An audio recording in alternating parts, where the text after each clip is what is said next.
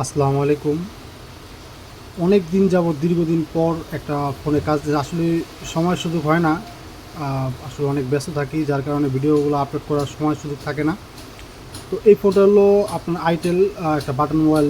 আর আরও next time আসলে আহ, অনেকটা ব্যস্ততার কারণে আমি কাজগুলো আপলোড করতে পারি। অনেক ধরনের টাচ মোবাইলের বিভিন্ন ধরনের জটিল কাজগুলো সমাধান করে থাকি, যার কারণে খুব ব্যস্ত থাকি। এবং আমার দোকানে শুধু আমার নিজের কাজ নয়, এবং আশেপাশে আরও কয়েক দোকানে কাজ এবং অন্য অন্য জায়গারও কাজ আসে, তো যার কারণে অনেক খুব ব্যস্ত থাকি।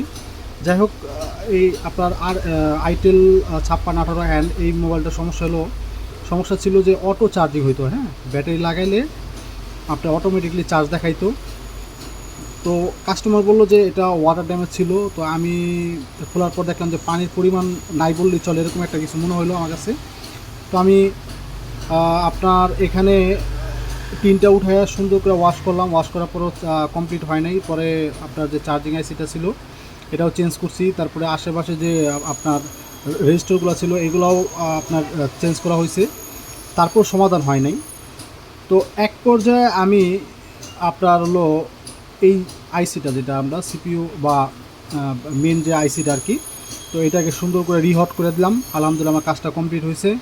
তো এখন আপনাদের দেখাই যে চার্জটা দিলে, যে ব্যাটারি লাগাইলে, যদি ব্যাটারি লাগাই দেখেন অটোমেটিকলি কোনো কিছু দেখায় না, ঠিক আছে।